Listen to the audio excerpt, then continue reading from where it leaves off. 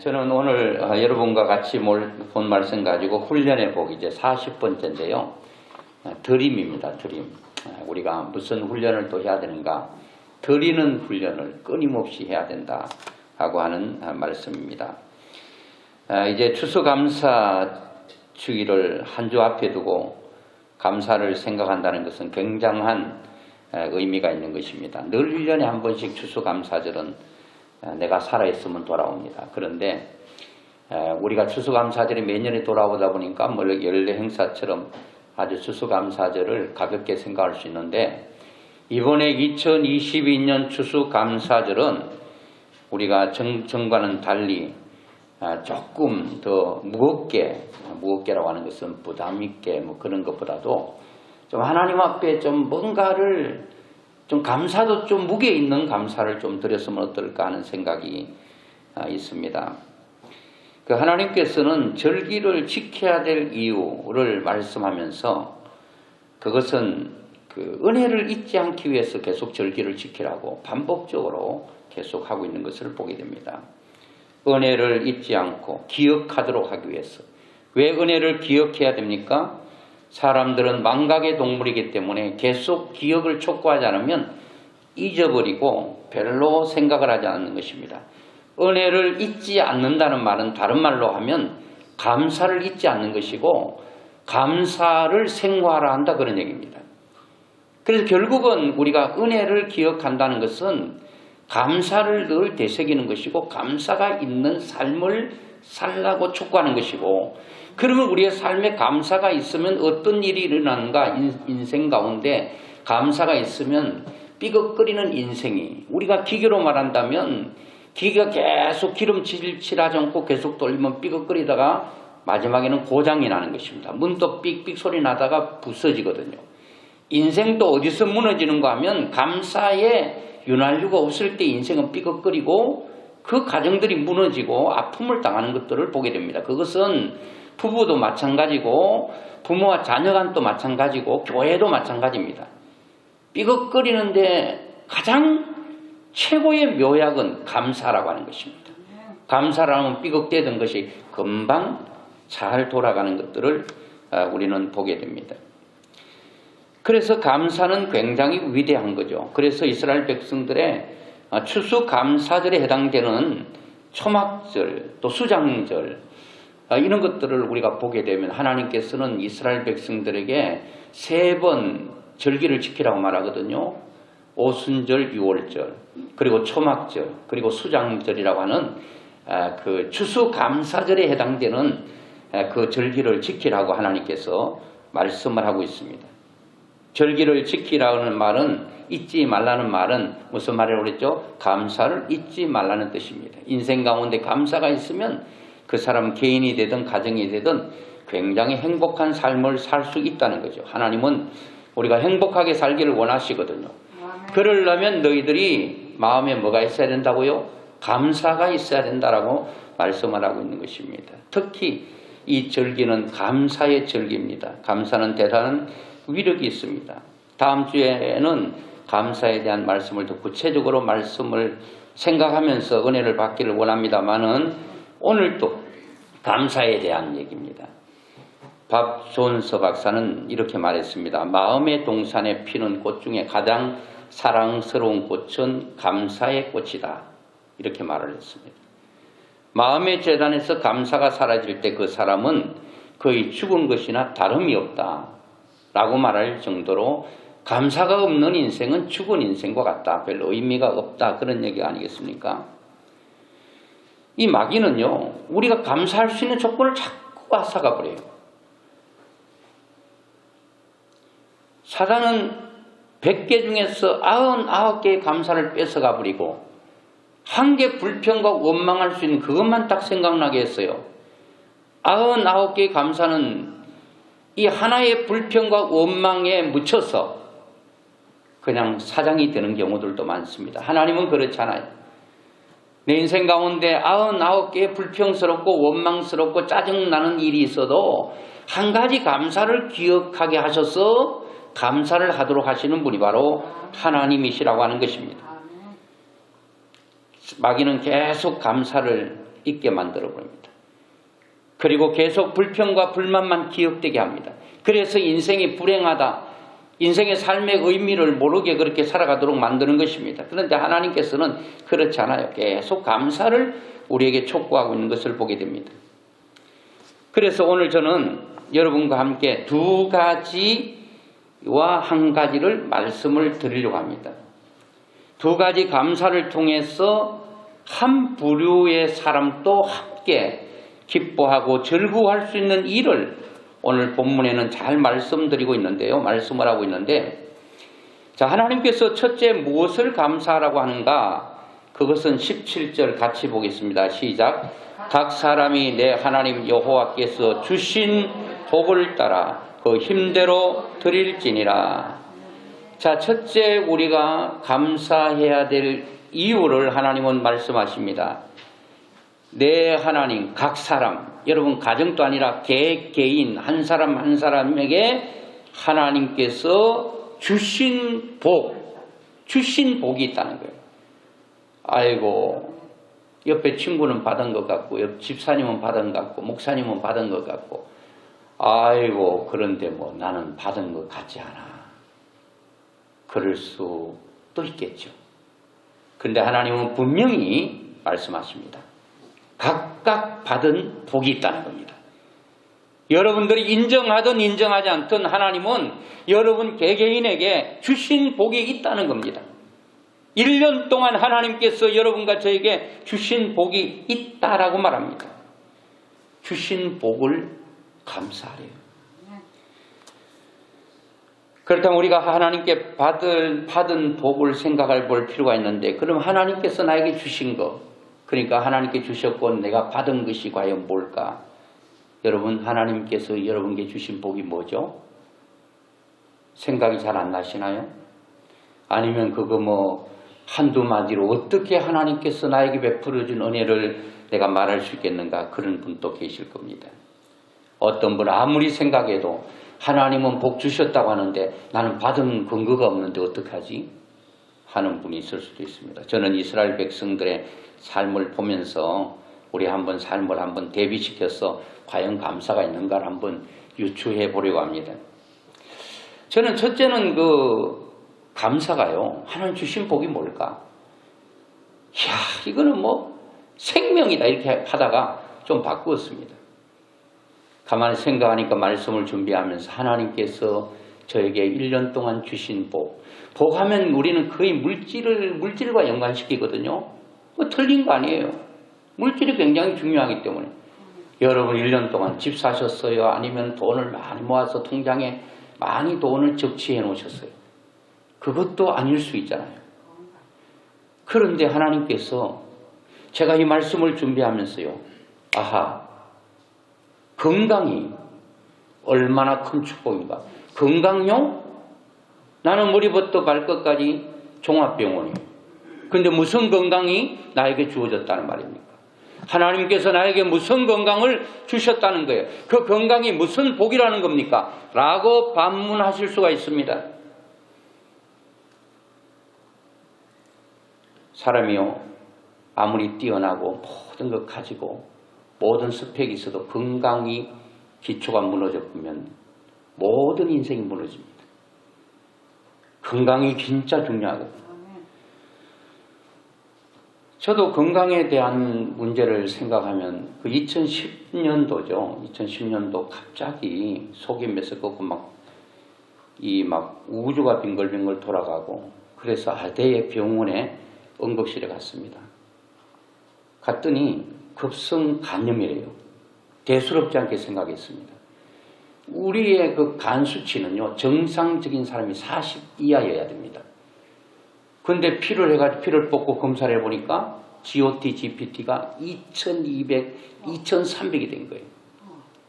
전혀 안 놀라셔, 여러분들. 뭐 얼마를 얘기해야 놀라실지 모르겠어요. 40이 정상인데 2200, 2300이 됐는데도 몇 배예요, 여러분? 400이 돼도 10배고 4000이 되면 100배의 높은 수치가 나온 거예요. 병원에서 난리 났습니다. 허연 시트 위에 나를 올리더니 막 그냥 TV에서 나올 법한 그렇게 막 쫙 끌고 아주 코에 확 털리고 시커먼 데 싹 들어가서 검사를 하는데 이야 시커먼 데 들어가니까요 죽음 공포가 확 몰려오더라고. 그 이튿날 재니까 간 수치가 3,000이 넘었대요. 그때 김혜순 성도님 의사에게 물어보더라고. 저는 물어보지 않았어요. 수치가 얼마 됩니까? 3,000이 넘었습니다. 어떻게 하면 좋죠? 떨어져 줘야 됩니다. 나도 어떤 방법이 없습니다. 여러분 우리가 뭐 병이 들고 몸이 아픈 병원 가면 병원에서 걱정하지 마세요. 병원 달리 있는 게 아니라 여러분 병든 몸 고치려고 병원이 있지. 여러분 고쳐주려고 내가 힘든 의사가 됐지. 그렇게 말하면 얼마나 좋겠습니까? 나도 의사지만 그 수치를 내 스스로 틀 수가 없다는 겁니다. 계속 올라가면 어떡하죠? 나도 어떻게 할 수 없다는 겁니다. 그때 제가 생각했습니다. 우리 부친이 49에 돌아가셨고 그리고 우리 큰 누님이 49에 돌아가셨는데 나는 부친과 큰 누님만큼 또 살지 못하고 2년 더 빨리 하나님 앞에 가게 되겠구나. 그런 생각을 하니까 마음이 무너지더라고요. 그런데 세월이 흘렀습니다. 세월이 12년 흘렀어요. 설교하기 전에 생각해 보니까 12년 전에 죽을 수도 있었던 제가 12년을 더 살았습니다. 과연 12년 산 만큼 뭔가 남긴 것이 있는가? 얼마나 유익한 삶을 살았는가 뒤돌아볼 때 크게 남긴 것이 없는 것 같아요. 목사로 하나님 앞에 부름받아서 우리 교회는 물론이고 또 다른 약하고 연약한 교회에 힘을 실어줄 수 있고 영향력을 끼칠 수 있는 그 무언가를 도움을 줄 수 있는 미륵하나마 그런 영향을 끼칠 수 있는 사람이 돼야 되는데 그렇지 못한다는 생각도 가지면서 하나님 뭔가를 해야 되는데 어떻게 하죠? 그런 생각을 하게 됐어요. 저는 분명히 사람을 살리고 영혼을 살리는 일에 하나님께서 마지막에 사용하여 주실 거라고 하는 확신을 가지고 있습니다. 이 확신은 0.01%도 의심하지 않습니다. 하나님 그때가 언제인지는 몰라도 하나님은 나를 사용하십니다. 지금 또 하나님께서 내가 너를 사용하고 있다고 끊임없이 말씀하시지만 제가 볼 때는 하나님 이것보다는 좀 나아야 되지 않겠습니까? 욕심일지는 몰라도. 그래서 저는요 모르겠어요. 막연히 40세를 기대했어요. 40이 되면 하나님께서 나를 사용하신다. 엄청난 일을 이루실 거라고 하는 그런 생각이 있었어요. 그래서 저의 30대는 어떻게 지나간지 모르겠어요. 오직 40대만 오기를 기다렸습니다. 그런데 40대 내가 기대했던 그 기대에 너무나도 못 미치고 40대도 그냥 지나가 버렸어요. 41년 1세 일어나겠지, 2세 일어나겠지, 5세 일어나겠지, 그냥 40대가 지나갔어.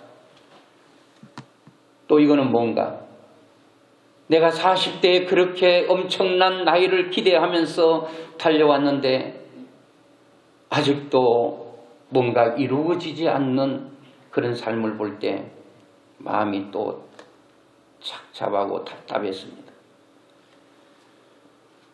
그래도 저는 하나님을 믿는 것입니다. 하나님의 역사를 기대하고 기도하고 기다리고 있습니다. 그런데 급성 간염이 일어나고 죽을 뻔했던 그 시기를 통과하고 또 엄청 기대를 걸었죠. 한국의 유수한 목사님들이 다 죽을 뻔 한 번씩은 거쳤다 그러더라. 백혈병으로 죽을 뻔하고 이런저런 이유로 죽을 뻔해가 교회가 부흥했대.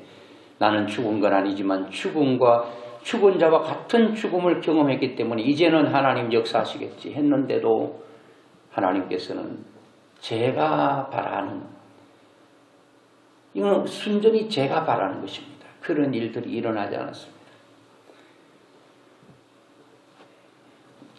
2018년 말쯤 됐는데 갑자기 또 급성으로 당뇨가 왔어요. 저는 뭐 당뇨에 대해서 문외 아니니까 잘 몰라요. 그래 우리 형님이 그 인터넷에서 이 당 측정하는 그 기구를 사 보냈는데 마침 주일 밤이었습니다. 밤에 한번 찔러서 처음으로 주사를 가장 무서워하고 주사 맞기를 두려워했던 제가 제 손으로 제 몸에 주사를 때린다는 것은 상상도 못하고 생각도 못할 일이 내 눈앞에 벌어진 거예요. 내가 왜 내 몸에 주사를 찔러야 되는가 하는 그런 생각도 있었어요. 그래도 눈 감고 타닥 하면서 피를 내서 딱 측정해 보니까 이게 450, 60, 70까지 나오는 거예요. 또 안 놀라실 줄 알았어요. 400 그게 뭐 당 수치인가. 500 되면 이 기기가요 거부합니다. 나는 당신의 당 수치를 측정하지 않겠소. 그때는 하이가 나오면서 측정하지 않습니다. 내 친구가 그러더라. 목사님 그 정도 나오면요 주무시면 안 됩니다. 눈 뜨고 돌아다니 미친 사람처럼 바깥에 돌아다니고 내일 아침 병원 가셔야 됩니다. 근데 주일 밤 너무 피곤한 거예요. 그래서 죽을 때 죽더라도 잠을 이길 수가 없더라고. 피곤하니까 눈이 천근만근이고.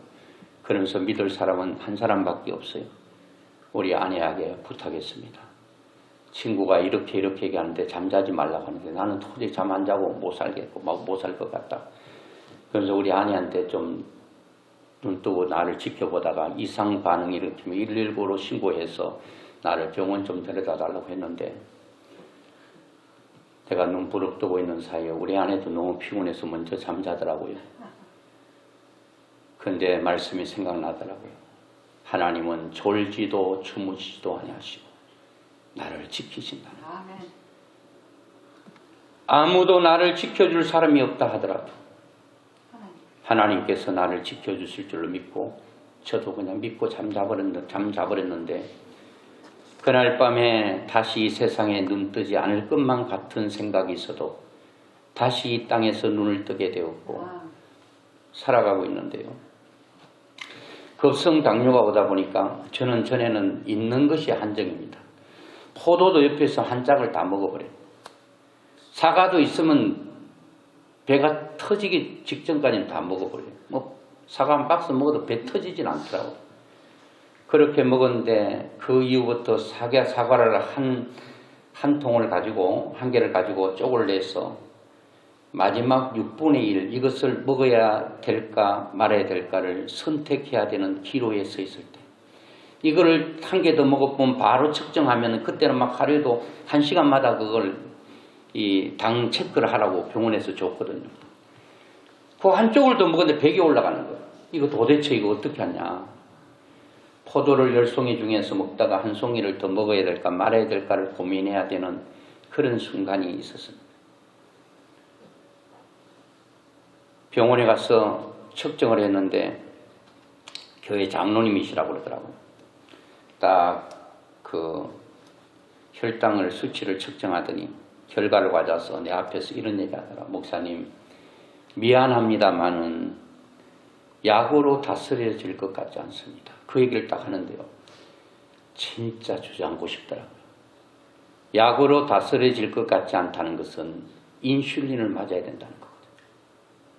눈앞이 캄캄해지더라고요. 아무도 없으면 주저앉았을 거예요. 그리고 거기서 엉엉 울었을지도 모릅니다. 그런데 목사가 장로님 앞에서 뭐 수치가 올라갔다고 약으로 다스려질 것 같지 않다는 말에 주저앉아서 운다는 것은 목사 체면도 서지 않고 그냥 떨리는 다리를 힘을 줘서 그러냐고 하고 나왔습니다. 그래서 이번 주간이죠. 금요일 아침에 이렇게 한번 기도해 봤습니다. 하나님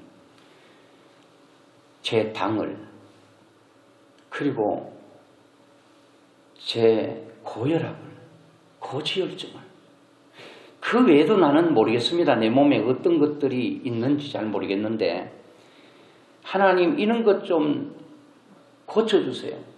또 내가 명령했어요. 당뇨야 물러가라. 고혈압아 물러가라. 고지혈증아 물러가라. 내 몸에 있는 모든 것 물러가라 하고 토요일 아침에 기도했거든. 짧게. 기도는 응답이 되는 거잖아요. 그래서 어제 밤에 다니엘 기도하면서 제일 앞자리 우리 성집사님 앉았던 자리에 앉았습니다.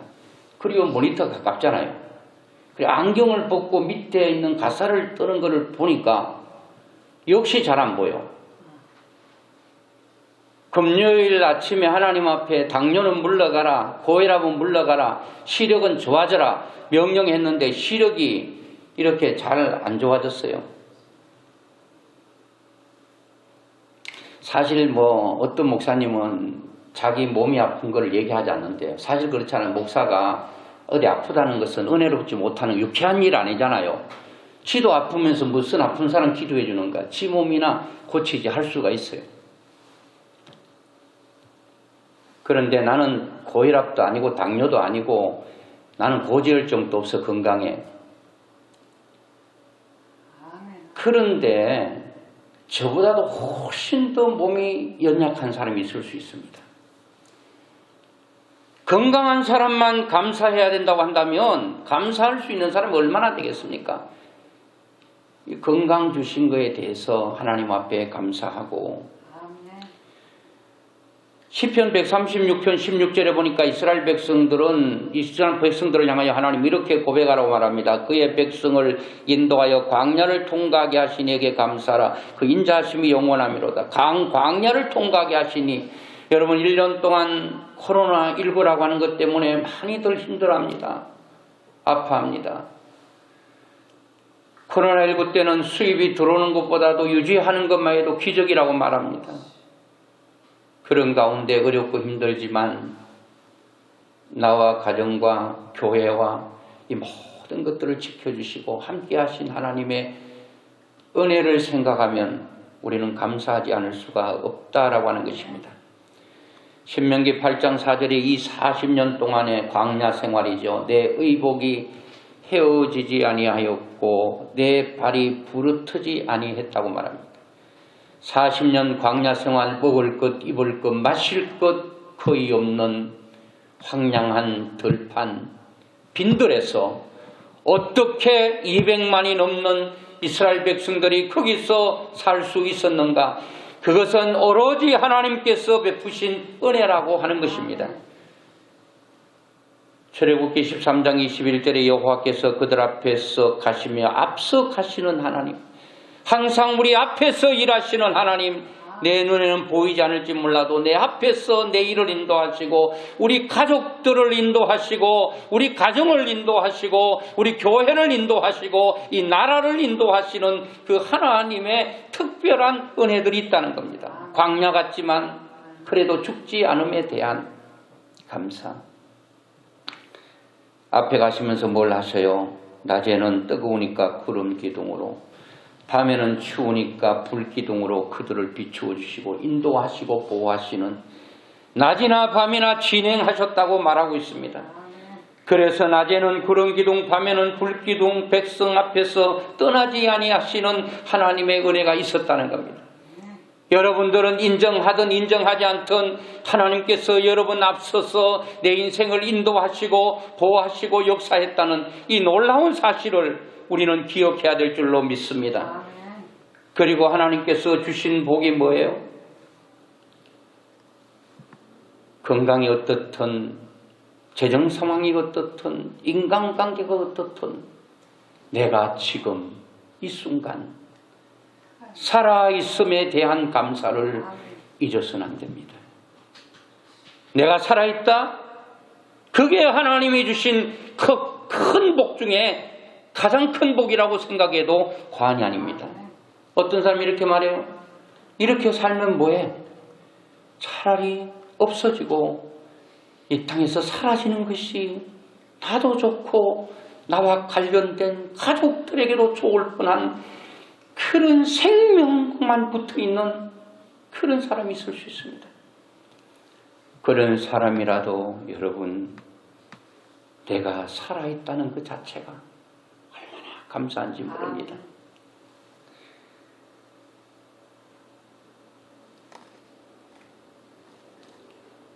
그래서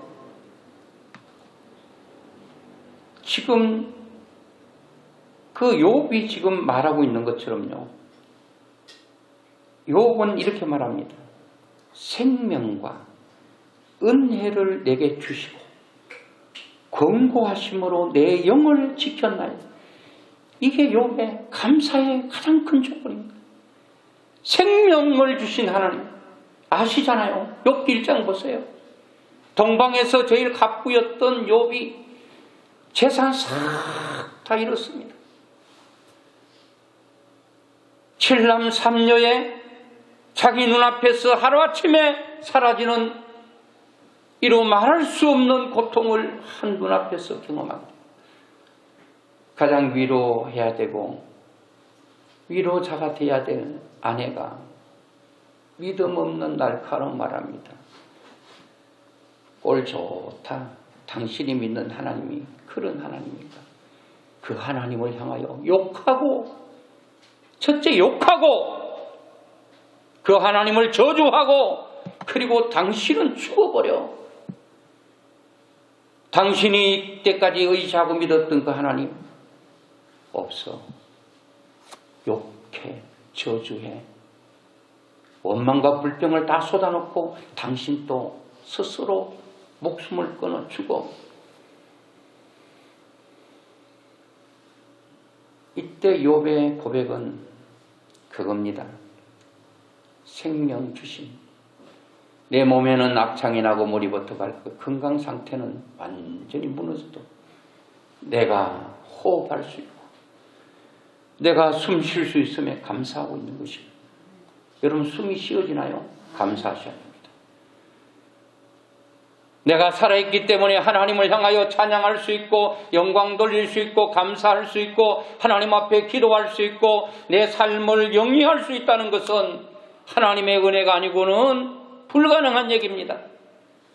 오늘 이 시간 또 하나님 이 순간 나를 데려가시면 생명 잃어버리면 모든 것 다 여러분 소용이 없는 것입니다. 저도 물론 6월 1일 날 자전거 사고로 그 후유증이 아직도 채 사라지지 않았지만 그래도 내가 살아있음에 대한 감사를 잊지 않고 그냥 모든 것들이 하나님의 은혜라고 그렇게 말씀을 드리고 있는 것입니다. 1년 동안 버스가 충돌하고 배가 뒤집어지고 비행기가 떨어지고 이번에도 할로윈 데이를 앞두고 얼마나 많은 30대가 희생을 당했습니까? 그들은 죽고 내가 살아있기 때문에 감사가 아닙니다. 그냥 내가 죽을 수 있는 그런 위기도 우리에게는 내가 알지 못하지만 얼마나 많았겠습니까? 얼마나 많은 질병이 나를 공격합니까? 차를 타고 갈 때마다 아찔아찔하는 순간이 너무 많습니다. 노란 황색 선을 하나 두고 큰 덧붙들기 휙 치고 가는데 부딪히면 그냥 가는 거예요. 한 대 지나갈 때 할렐루야 아멘. 한 대가 지나갈 때 할렐루야 아멘. 누구는 여러분 그렇게 부딪혀서 죽고 싶어서 죽었겠습니까? 순간적으로 0.01초에 내 생명을 잃을 수도 있다는 욥은 알았습니다. 내가 재산 다 잃고 자식 잃고 아내가 저주스러운 얘기를 해도 하나님 제가 살아있네요. 하나님 감사합니다. 그거예요. 여러분 살아있음에 대한 감사가 없습니까? 생각해 보셔야 됩니다. 이 모든 것들이 내가 건강을 그나마 가지고 있고 살아있음에 대한 이 모든 것들이 송경민 목사님이 작사한 그대로입니다. 그분이 이번에 또 다니엘 기도의 강사로 나오시더만요. 그 배경을 얘기할 거예요. 은혜라는 가사입니다. 우리 말씀 끝나고 또 우리가 함께 부를 텐데요. 가사 그대로입니다. 내가 누려왔던 모든 것들이, 내가 지나왔던 모든 시간이, 내가 걸어왔던 모든 순간이 당연한 것 아니라 은혜였소. 해가 뜨고 저녁에 노을, 봄의 꽃향기와 가을의 열매, 변하는 계절의 모든 순간이 당연한 것 아니라 은혜였소. 모든 것이 은혜, 은혜, 은혜, 한없는 은혜. 내 삶에 당연한 건 하나도 없었던 것을 모든 것이 은혜였어.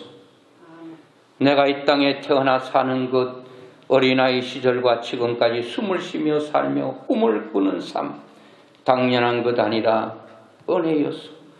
내가 하나님의 자녀로 살며 오늘 찬양하고 예배하는 삶, 복음을 전할 수 있는 축복이 당연한 것 아니라 은혜였어.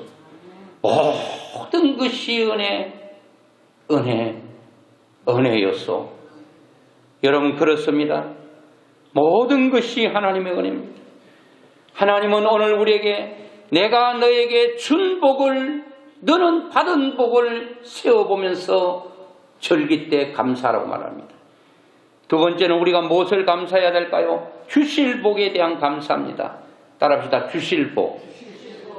두 번째는 주실 복에 대한 감사를 하라는 겁니다. 15절의 중반절에 보면 내가 하나님 여호와께서 내 모든 소출과 내 손으로 행한 모든 일에 복 주실 것이니, 복 주실 거다. 뭐에 대한 복 준다고요? 내 손으로 하는 모든 일에 행한 대로 복을 주시겠다는 겁니다. 그러려면 여러분 복을 받으려면 여러분의 행위가 있어야 되겠죠? 여러분 손으로 뭔가 복 받을 일을 해야 된다는 겁니다. 주실 복을 감사하라는 겁니다. I saw vision of God. 하나님의 비전을 가진 사람은 감사할 수 있습니다. 하나님의 비전, 나를 향하신 하나님의 뜻, 나에게 부어주실 하나님의 놀라운 은혜를 기대하고 바라보는 사람은 이미 받은 것은 아니지만 받은 사람과 다름없는 그런 고백을 하나님께 할 수 있다는 거예요. I saw, 나는 봤다는 겁니다. 뭘요? 비전 of God, 하나님의 비전을 내가 봤다. 하나님은 나를 향하신 비전이 있다는 겁니다. 우리 교회를 향한 비전이 있다는 겁니다. 우리 가정을 향하여, 우리 가족들을 향하여, 자녀들을 향하여 하나님은 비전을 갖고 계신다는 겁니다. 그거를 여러분 감사라는 겁니다.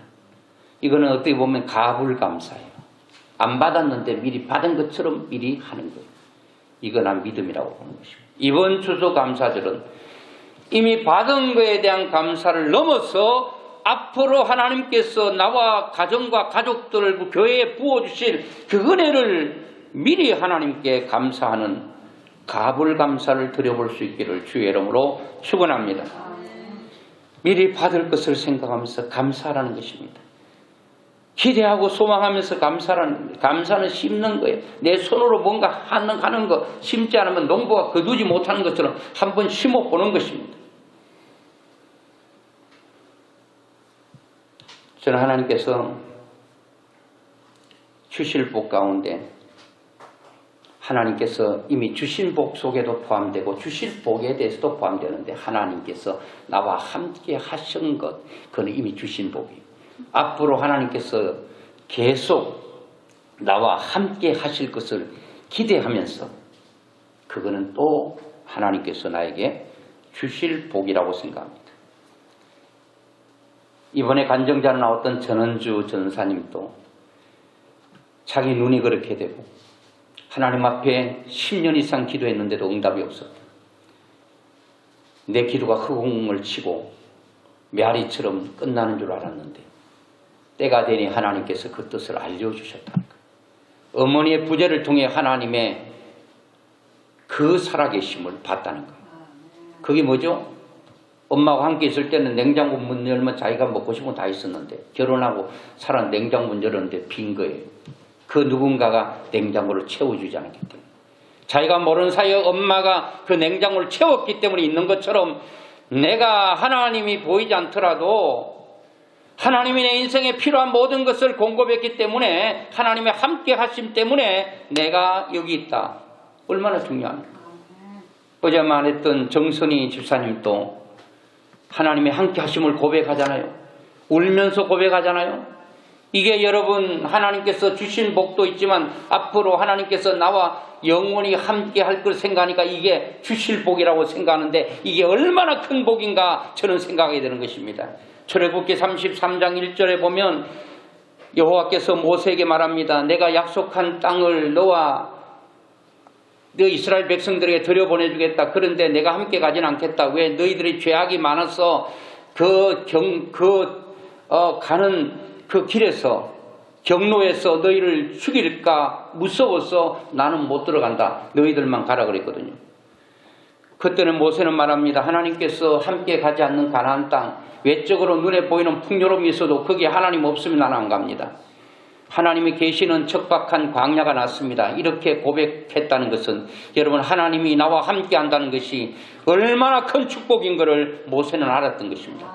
여러분 그런 고백을 하실 수 있겠습니까? 여러분들이 원하는 물질 다 주셨어요. 건강 주셨어요. 자녀들 다 잘 됩니다. 그러면 하나님 필요 없어. 하나님은 이제 나에게 필요한 모든 걸 공급했으니 이제 하나님 없어도 돼. 그렇게 고백하시겠습니까?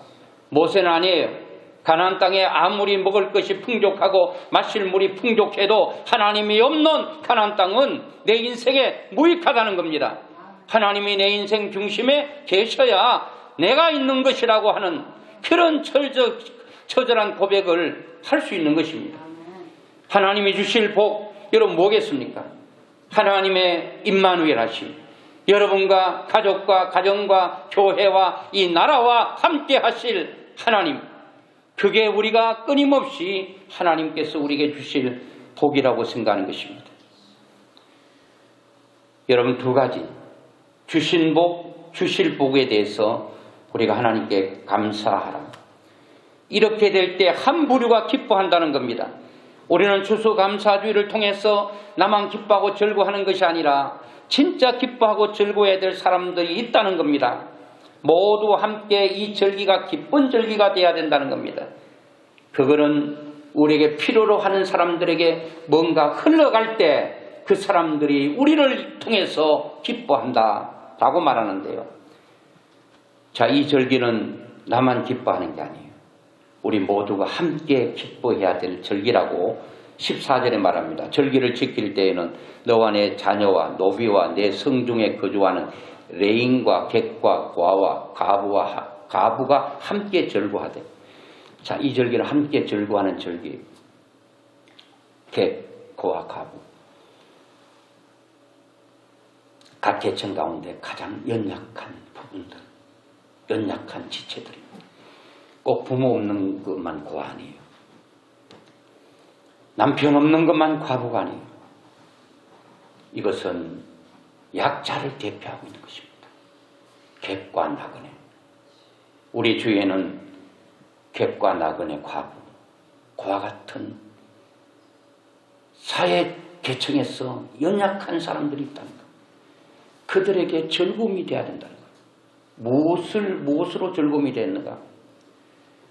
자, 저는 여기서 우리가 하나님께 감사해야 되는데 무엇으로 감사할까? 첫째는 마음으로 감사해야 됩니다. 마음이 중요합니다. 그 다음 마음에 있는 것을 입으로, 말로 감사해야 됩니다. 셋째는 물질로 감사해야 됩니다. 자, 감사가 마음과 말로 표현되는 증거, 내가 하나님을 사랑한다는 게 마음의 표현을 무엇으로 할 것인가? 하나님께서 나에게 주신 감사를 말로, 열매로 보여줄 수 있는 게 뭘까? 저는 물질로 나타나야 된다고 생각합니다. 희생과 헌신이 없는 감사는 엄밀히 보면 가짜일 수 있습니다. 그러면 돈이 최고냐? 그렇게 반문하실 수가 있겠습니다만은, 그러면 헌신과 희생이 없는 사랑이 진짜 사랑이냐고 물어보고 싶습니다. 거기에 내가 답할 수 있어야 됩니다. 나는 당신에게 아무것도 안 해도 희생과 헌신과 당신을 위해 수고하고 노고하지 않아도 내가 당신을 얼마나 사랑하는지 아느냐? 뭘로 증명하시겠습니까? 자녀들은 부모의 수고와 눈물 때문에 부모님이 나를 사랑하고 있구나 아는 이유는 부모님을 위해서 밥도 안 해주고 어릴 때 젖도 안 주고 우유도 안 주고 자기 할도리 합니다. 내가 너 얼마나 사랑하는지 아느냐? 말이 됩니까? 안 된단 말이에요. 자, 오늘 본문 16절에 보니까 너희 가운데 모든 남자는 1년에 3번 곧 무교절과 77절과 초막절에 내 하나님 여호와께서 택하신 곳에서 여호와를 배웁되 빈손으로 여호와를 배웁지 말고 17절 각 사람이 내 하나님 여호와께서 주신 복을 따라 그 힘대로 드릴지니라. 이 말씀은 마음으로 아니면 말로 끝내라고 하는 말보다는 물질로 쉽게 말하면 돈으로 하라는 겁니다. 이 말이 더 맞지 않습니까? 여러분, 고아를 어떻게 기쁘게 할 수 있을까요? 어떻게 과부를, 가난한 사람, 힘든 사람을 기쁘게 할 수 있겠습니까? 성경 말씀대로 배고픈 사람에게 배고프지 먹어라잉. 너 먹고 싶으면 먹어. 너 힘들지 차 타고 다녀야 되는데 차 타고 다녀 걸어다니지 말고 차 탈 차비가 없는데 어떻게 먹을 것이 없는데 어떻게 배고픈데 배부르게 하라고 말할 수 있겠습니까? 다 이거는 입에 발린 소리입니다. 여러분, 우리 한번 생각해 보십시다. 이 물질이라고 하는 것은 참 우리 다 알고 있어요. 모르는 사람 없습니다. 세상 사람들은 실제로 모든 면에서 평가 기준이 돈입니다. 좋은 집 살면 참 저 사람 높이 평가합니다. 좋은 차 평가합니다. 다 무엇으로 평가하는가? 돈으로 평가해요. 직장 가면 여러분 어떤 사람은 100만 원 받는데 어떤 사람은 1000만 원을 받아요. 어떤 사람은 1억을 받습니다. 그건 뭐의 평가입니까? 그 사람의 실력의 평가입니다. 도둑질하지 않고 그만큼 똑같은 일을 해도 뭔가를 성과를 내면 성과금을 그에게 인센티브를 주는 겁니다. 그게 뭐로 그 사람의 평가 가치를 매기는 것입니까? 돈입니다. 돈. 그래서 믿는 사람은 돈은 필요 없어. 필요 없지 않아요. 돈이 필요하다는 거예요. 그래 돈이 최고냐 그런 얘기는 아니지만 돈이 없으면 우리가 생존할 수가 없기 때문에 이 돈은 피가 아닙니다. 생명은 아닙니다만은 생명과 같은 위력과 가치가 있다는 겁니다. 그 정도로 중요하다는 겁니다. 세상에서 기준으로 잣대를 대면서 사람들은 그렇게 말합니다. 돈 때문에 전쟁이 일어납니다. 돈 때문에 피비린내 나는 형제난이 일어납니다. 돈이 그렇게 중요한 거예요. 그래서 우리는 마음이 가난해야 돼.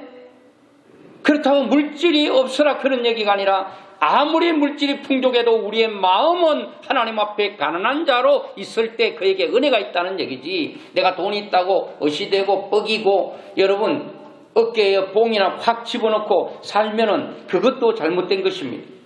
모든 소송 문제를 보세요. 사람을 죽이고 살리는 근본적으로 들여다보면 다 돈 때문에 그렇다는 것입니다. 사람만 돈에 관심이 있는 게 아닙니다. 하나님께서도 돈에 대해 관심을 갖고 계시는 것입니다. 그렇다고 하나님은 돈 내라 그런 얘기는 아닙니다. 우리의 마음과 말과 이런 것들이 열매로서 우리가 하나님 사랑한다라고 하는 그 표현을 다른 것으로 할 수 없고 가장 인생들이 가장 큰 가치를 여기고 가장 무겁게 생각하는 이것을 가지고 하나님께 드림으로 돈보다 더 중요한 것은 내가 하나님을 사랑하는 것을 다른 것으로 표현할 수 없어서 세상 사람들이 말하는 돈이 가장 귀하기 때문에 내가 하나님을 사랑하는 것을 마음을 말로 했던 것을 몸으로 한번 표현해 드리는 것이기 때문에 물질을 주 앞에 드리는 것입니다. 하나님이 돈이 없어서 그런 게 아니에요. 성경에 보니까 하나님 앞에 많이 드렸던 사람 중에 다윗 그리고 솔로몬인데요. 역대상 29장에 보면 이 다윗이요 하나님께 번제를 드릴 때 여러분 솔로몬 그 다윗 아들 솔로몬도 많이 드리는 것 같지만 그거 게임이 안 됩니다. 다윗은 하나님께 번제 드릴 때 수송아지 1000마리, 수양 1000마리, 어린 양 1000마리 또 그 전제라. 이야 하나님께 드려버려요. 성경에 보니까 제가 찾은 건 아닌데 어떤 분이 이렇게 기록한 거 다 찾았는가 봐요. 믿음에 대한 얘기가 246번, 소망에 대한 얘기가 185번, 긍휼에 대한 얘기가 500여 번이 나옵니다. 사랑에 대한 얘기가 733번 나옵니다. 그런데 드린다라고 하는 단어는 2285번이나 반복하고 있어요.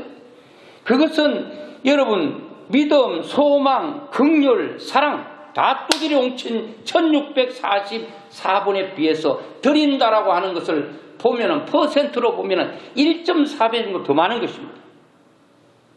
우리는 이렇게 많이 기록하는 것 중요하기 때문에 반복은 중요성 아니겠습니까? 그렇다면 여러분 우리 훈련 가운데 드리는 훈련, 바치는 훈련이 얼마나 중요하다는 것을 알게 될 거예요. 드리는 훈련을 하셔야 됩니다. 바치는 훈련을 해야 됩니다. 그럼 얼마를 바쳐야 되는가? 얼마를 하나님께 드려야 된다? 모두가 기뻐하고 즐거워해야 될 일. 저도 사실 이번 주에 또 누가 전화 왔어요. 목사님, 필리핀 민도로섬은 내 친구 김대희 선교사가 지금 미얀마가 있는데 13년 정도 거기 있었어요. 민다나오 섬이 있어요. 이번에 TV에 나왔죠. 태풍 홍수가 가지고 250명이 그 자리 죽고 집이 다 떠내가고 먹을 것이 없어서 살 10가마 500만이래요. 그래서 나한테 목사님 10가마만 좀 해주시면 안 돼요? 10가마 얼마인데 50만인데. 이야, 참 이것뿐만 아니에요. 얼마나 많은 고아와 가부들이 있는지. 목사님 좀 해주시면 안 돼요? 아우, 나를 잘 몰라서 그렇지. 뭐 이렇게 분들이 다니니까 뭐 엄청나게 뭐 교회도 엄청난 돈이 있는 줄 생각하는가 봐. 만나면 돈 달라고 그러고. 달라고 안 그래도 섬기고 싶은 곳이 많이 있습니다. 함께 기뻐해야 될 사람들이 많습니다. 그 말은 홀로 고아처럼 과부처럼 눈물 짓고 살아가는 사람이 너무 많다는 거예요. 나도 도움을 받아야 될 사람이라고 생각할지 모르겠습니다.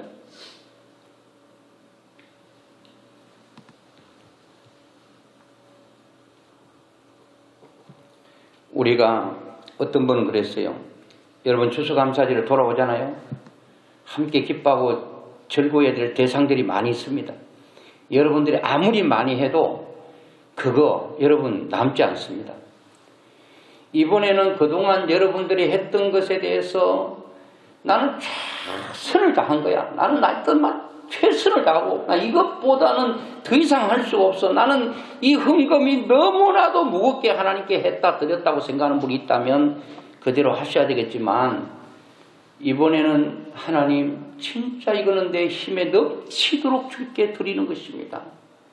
한 번은 하나님 앞에 넘치는 헌금을 한번 드려보자는 겁니다.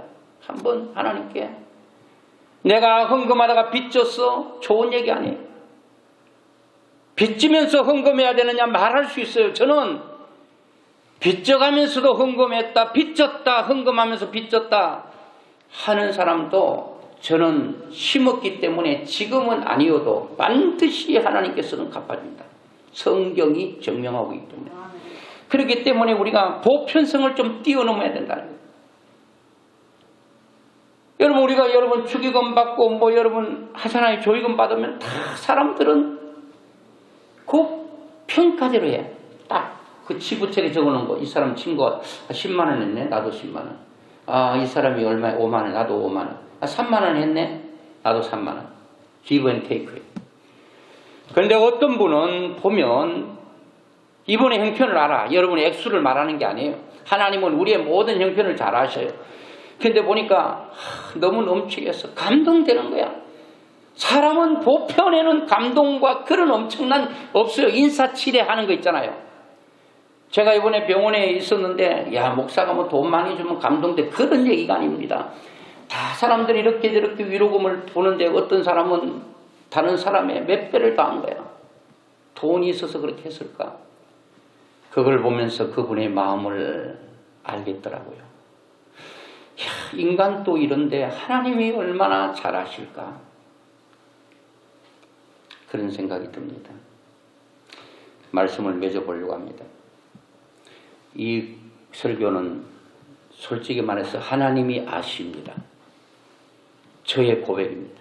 하나님, 더 많이 드리고 싶습니다. 솔직한 고백인데 우리 자녀가, 우리 온 식구가 지금 또 최선을 다하고 있어요. 하나님, 우리 자녀들에게 더 많은 물질을 주셨어.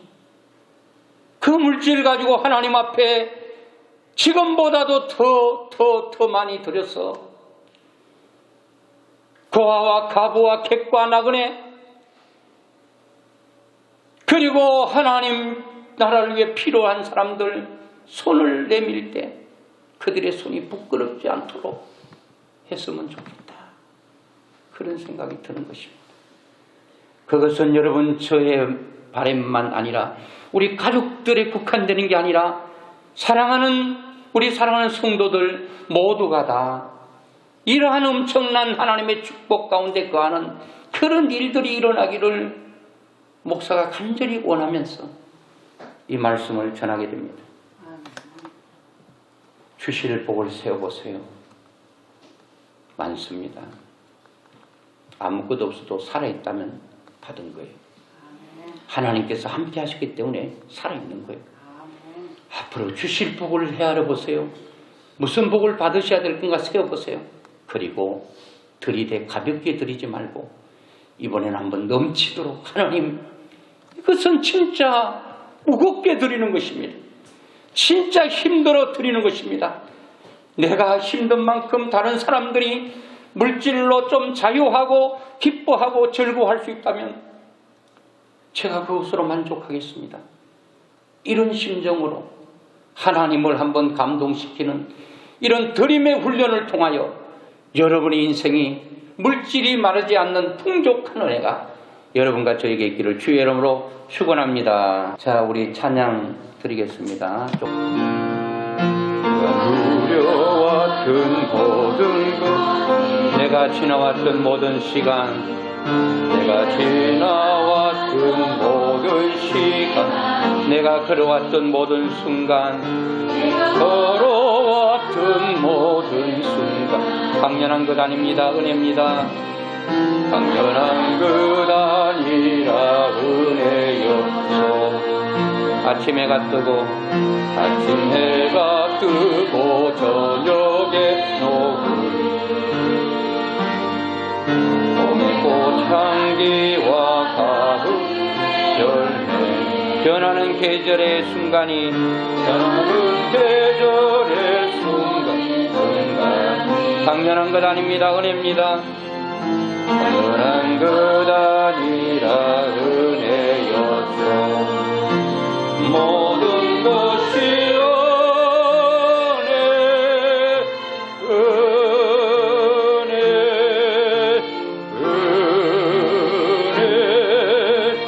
한없는 은혜, 내 삶에 당연한 것 하나도 없었던 것을, 모든 것이 은혜였소.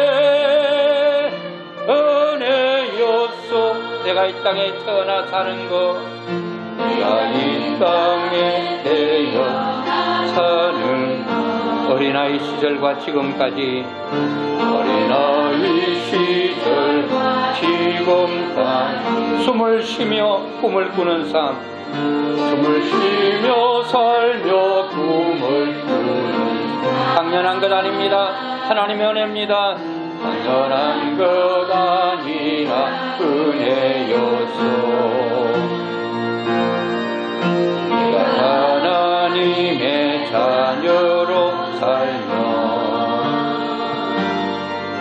오늘 찬양하고 예배하는 복음을 전할 수 있는 축복이, 복음을 전할 수 있는 당연한 것 절대 아닙니다. 하나님의 은혜입니다.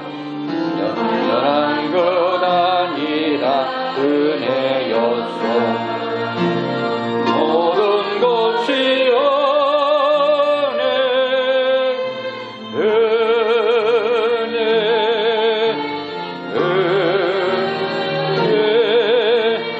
한없는 은혜, 내 삶의 당연 하나도 없었던 것 모든 것이